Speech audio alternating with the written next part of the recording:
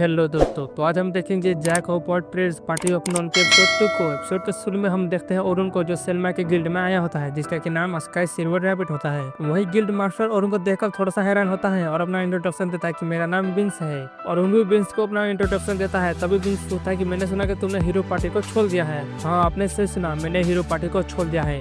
वैसे मैं जानना चाहता हूँ हमारे मिशन के बारे में। हाँ ठीक है, इसके बारे में तुम्हें आगे सेल्मा बताएगी। इसके बाद सेल्मा उसे बताने लगती है कि वैसे तो मैंने कल ही तुम्हें कुछ बातें बता दी है। अब आगे के बारे में मैं तुम्हें बताती हूँ कि हमें 3 दिन के अंदर डेंजन के 51 फ्लोर को कवर करना है। मतलब हमें पहले दिन में 20 फ्लोर को कवर करना है और दूसरे दिन हमें 36 फ्लोर को और तीसरे दिन हम बाकी के फ्लोर्स को देखेंगे। इसके बाद हम पास का सीन देखते हैं जहाँ सेल्मा विन से बात कर रही थी। वो कहते हैं कि देखो, मुझे पता है कि जो हीरो पार्टी है उन्होंने अरुण को निकाल कर बहुत बड़ी गलती की, इससे उनका ही लॉस होगा। सेल्मा कहते हैं कि हाँ, अरुण काफी स्ट्रॉन्ग है, भले उसका लेवल थोड़ा सा कम है। और जब मैं उसके साथ फाइट कर रही थी तो उसकी अटैक करने की स्पीड काफी अच्छी थी, यहाँ तक कि उसने कई सारे स्पर्श को खुद से ही बनाया है। और जब वो हमारे शहर में रहेगा तो हमारे ही फायदा रहेगा। और आपको तो पता है कि जितने भी इंसाइडर होते हैं उनको वो रिस्पेक्ट और इज्जत नहीं मिलती जैसे उन्हें मिलना चाहिए, और मुझे इसलिए मिल गया क्योंकि मैं आपकी पार्टी से हूँ। उसके बाद हम पूरे दिन का सीन देखते हैं। वो सभी बात कर रहे थे और वो पूछा इसमें 10 पार्टियां भाग ले रही है। हाँ बिल्कुल, तुमने सही कहा। और वहाँ 5 ऑब्जर्वर भी रहेंगे जो सभी पर नजर रखेंगे और उन्हें कोई भी प्रॉब्लम होगी तो उनका सोल्यूशन वो देंगे। और उन्होंने कहता है कि देखो, 5 गाइड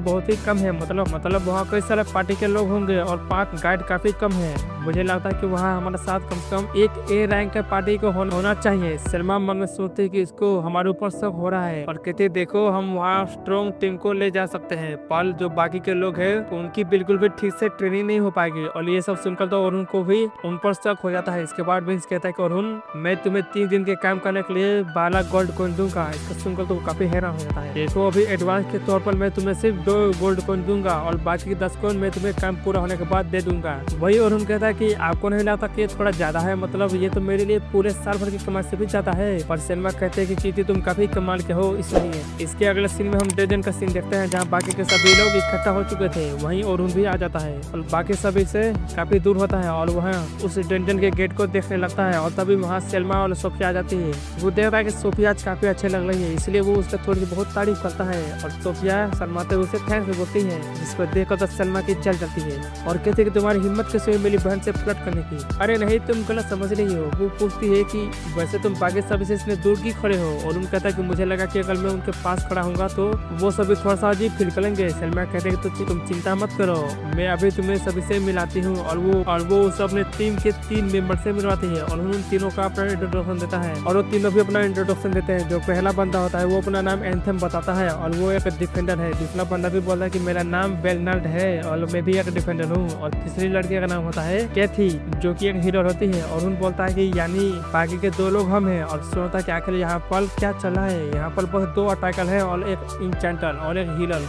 वैसे तो टीम पूल है, पर यहाँ एक अटैकर का होना भी जरूरी है। वैसे मुझे लगता है कि वो 5 अटैकर उन्होंने मुझे ही चुन लिया है। और वो इसके बारे में सोचने लगता है। ये देखकर सेल्मा भी समझ आते हैं कि और उनको धीरे धीरे समझ आ रहा है और ये काफी प्रॉब्लम की बात है। इसके बाद हम पास्ट का सीन देखते हैं जहाँ विंस सेल्मा से कहता है कि मुझे पता है कि तुम्हें कैसा लग रहा होगा अपने पावरफुल एज को खोकर, जो हमेशा ही तुम्हारे साथ लड़ाई में जाता था। पर क्या अरुण उसकी जगह को ले पाएगा? जो वो नहीं पता, पर मुझे लगता है कि अरुण काफी काम का है। इसके बाद हम प्रेजेंट का सीन देखते हैं। सेल्मा बोलते हैं कि चलो मैं तुम्हें बच्चों से मिलवाती हूँ। और वो सभी को अरुण के बारे में बताने लगते हैं कि ये बंदा काफी कमाल का है क्योंकि ये हीरो पार्टी से बिलोंग करता है, जिसको सुनकर तो अरुण भी थोड़ा हैरान होता है। वही बच्चे ये सुनकर काफी खुश हो जाते हैं। वही सेल्मा उन सभी बच्चों से कहती कि अरुण ने पहले ही डेंजन के 94 फ्लोर को कवर कर लिया है, तो तुम सब बिल्कुल भी डरना मत। वही अरुण बोलता है कि सेल्मा, ये कुछ ज्यादा ही नहीं हो गया? अरे ऐसी बात नहीं, तुमने 94 फ्लोर को क्लियर तो कर रखा है ना? हाँ, वैसे मैं 94 फ्लोर पर तो गया हूँ। और वो खुश था। इसके बाद सेल्मा उसे बताते कि तुम्हारा 10वां स्क्वाड है और वो अपने स्क्वाड से मिलता है जिनमें बस 3 लोग ही थे। और उन पूछा कि हाँ और कोई आने वाला है? इस पर ये लड़का ना बोलता है और अपना नाम वो लोगन बताता है और कहता है कि यहाँ पर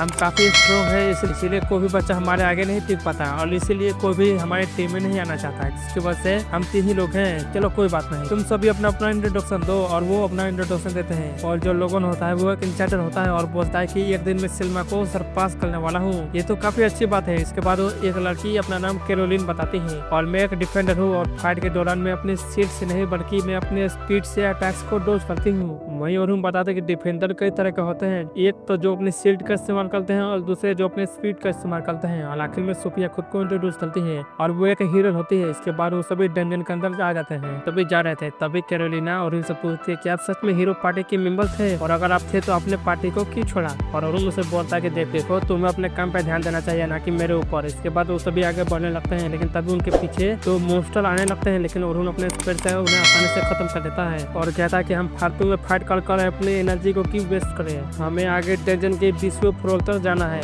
तो बेकार में हम फाइट कर अपनी एनर्जी को क्यों वेस्ट करें। इसके बाद वो फाइनली डंजन के 20वें फ्लोर को कवर करते हैं। वही अरुण उन तीनों के बारे में काफी कुछ जान चुका था और मन में बोलता है कि लोगन के अंदर काफी पोटेंशियल है और एक अच्छा इंटेंडर बन सकता है, और कैरोलिना भी अच्छी है, ये भी फ्यूचर में काफी अच्छा कर सकती है, और सोफिया काफी अच्छी है।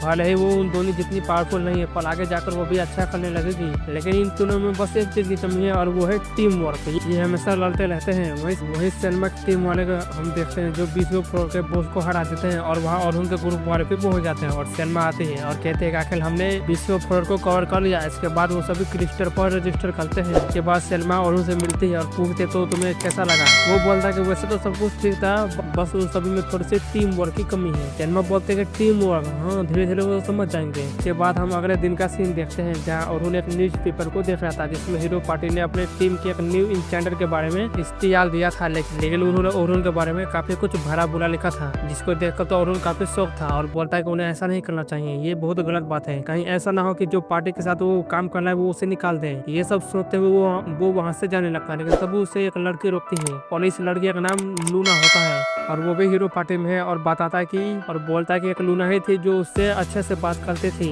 बाकी सभी उससे काफी बदतमीजी से बात करते थे। और लूना उसके पास आती है और बोलती है अरुण चलो हम वापस हीरो पार्टी में वापस लौटेंगे, जिस पर अरुण से मना कर देता है कि मैं अब वहाँ नहीं जाऊंगा। पर वो बोलती है कि तुम ऐसा नहीं कर सकते, तुमने हमसे प्रॉमिस किया था कि हम साथ में डंजन को क्लियर करेंगे, ऐसे तो हमारा प्रॉमिस टूट जाएगा। जिस पर अरुण उसे बताता है कि मैंने प्रॉमिस तुम्हें नहीं बल्कि पूरी टीम को किया था, लेकिन ओलिवर ने उसे अपनी टीम से बाहर निकाल दिया और अब मैं कभी उस टीम में वापस नहीं जाऊंगा। लूना उसे काफी रिक्वेस्ट करती है पर वो उसे वही मना कर लेता है और इतना बोलकर वहाँ से जाने लगता है और जाते और अपने पास्ट की बातों को याद करने लगता है। मैं चाहता था कि हम साथ में अपने प्रॉमिस को पूरा कर लें और वो अपने पास्ट की बातों को याद करने लगता है। जहाँ ओलिवर लूना बचपन के दोस्त है, वहीं उन्होंने बोलता है कि जो उन्होंने मेरे साथ किया मैं उन्हें कभी माफ नहीं करूंगा। इसके लिए अब काफी देर हो चुकी है और इसी के साथ ये कमाल का एपिसोड यही खत्म होता है। वीडियो पसंद आए तो वीडियो को लाइक शेयर और चैनल को भी सब्सक्राइब जरूर करें। मिलते हैं अगले एपिसोड में, तब तक के लिए बाय।